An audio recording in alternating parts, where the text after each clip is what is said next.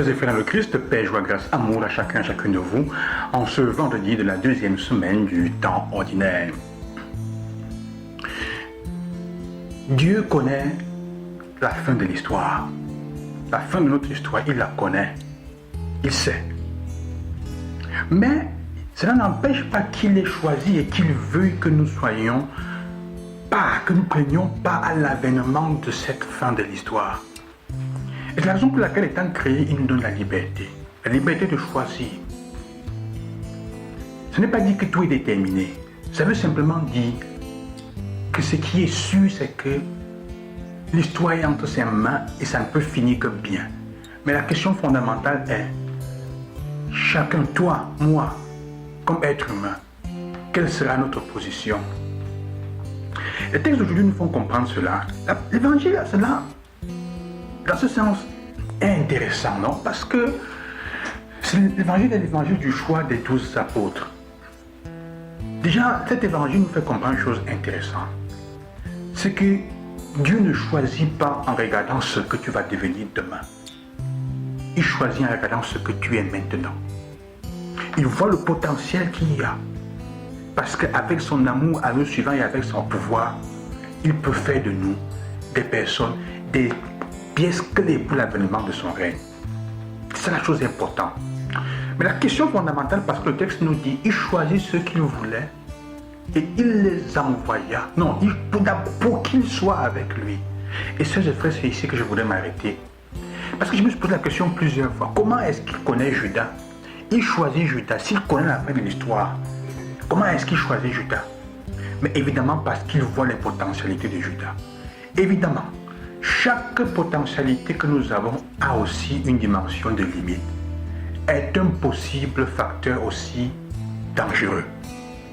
Vous savez que les limites, en fait, sont des qualités qui ne sont pas encore mûres et qui sont portées à l'extrême.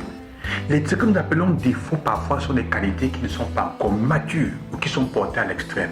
Ça veut dire qu'à la longue, elles peuvent devenir des choses bonnes pour notre vie ou elles peuvent se transformer en des choses pour tuer. C'est ça la question. C'est ça la question. Par exemple, quand une personne est, par exemple, une personne qui est tellement sévère et dure qu'elle devient même violente avec les autres, parfois c'est une personne qui est remplie du désir de faire bien les choses, mais elle porte à l'extrême. Au-delà de ça, donc la question fondamentale est, Dieu, la première raison pour laquelle Dieu nous choisit, la vocation à laquelle nous sommes tous appelés d'abord, c'est être avec Dieu. Il nous choisit pour que nous soyons d'abord avec lui. Sœurs et frères, c'est ça la chose fondamentale, la question. Est-ce que tu es avec Dieu? Il n'appelle pas d'abord pour envoyer. Il choisit pour qu'on soit d'abord avec lui. Après, il envoie. C'est en étant avec lui, c'est en étant avec Dieu, c'est en vivant avec Dieu dans le quotidien, en étant sûr que nous sommes avec lui, que nous pouvons devenir dans le quotidien des personnes capables de guérir, de chasser les démons, d'annoncer l'évangile avec ce que nous sommes. Et c'est l'apanage de tout chrétien, pas seulement de prêtre, même chasser les démons. Si tu es un bon chrétien, tu as le pouvoir d'exorciser par ton baptême. C'est un peu comme la bougie, comme la lampe à huile. Elle commence à brûler, le feu ne lui appartient pas. Mais si tout animal et tout ce qui passe autour va sentir le poids du feu être réchauffé, même si le feu ne lui appartient pas, de par son huile, le jour où quand elle est allumée, elle continue à brûler, à être part du feu qui est de Dieu. Nous sommes comme cette lampe et le feu c'est Dieu lui-même. Nous ne sommes peut-être pas le feu en lui-même dans son essence, mais quand nous sommes à côté de lui, quand nous acceptons d'être avec lui, donc de brûler de son feu, rien autour de nous ne peut échapper à cela. Nous participons, tu peux exorciser. Mais est-ce que tu es avec Dieu? La question aujourd'hui c'est celle-là. Est-ce que je suis avec Jésus? Et c'est le but de l'Église. Nous entrons dans l'Église où elle nous offre les moyens, les voies pour être avec Dieu. Ce n'est pas elle qui décide si tu es avec Dieu ou pas. Ne laissez pas un prêtre, une soeur, qui que ce soit décider si vous êtes avec Dieu ou si vous avez Dieu. Dieu lui est toujours avec nous. Il choisit d'être avec nous, d'être auprès de nous. Mais est-ce que toi tu es avec lui? Il ne force pas. C'est pour ça qu'il est jaloux de notre liberté. C'est ce que je disais déjà hier. Il demande une place dans ta barque. La lui offriras-tu? Ne pensez pas que ce soit une chose facile, c'est à toi de choisir, ça dépend de toi aussi. Du fait que tu sois, le fait que Dieu soit présent ne dépend pas de toi, mais le fait que toi tu restes avec lui, que tu adhères, dépend de toi. Alors qu'est-ce que tu fais chaque jour pour pouvoir rester avec Dieu? Quels sont les choix que tu fais quotidiennement? Est-ce que ça te permet de rester avec Dieu? Est-ce que la manière à laquelle tu réponds aux problèmes, aux personnes qui t'attaquent, qui t'accostent, est-ce que c'est une façon de répondre, de continuer à choisir de rester avec Dieu? Est-ce que tes choix quotidiens te permettent de dire, j'ai pu rester avec Dieu aujourd'hui? J'ai pu continuer à choisir de rester dans l'amour du Seigneur aujourd'hui.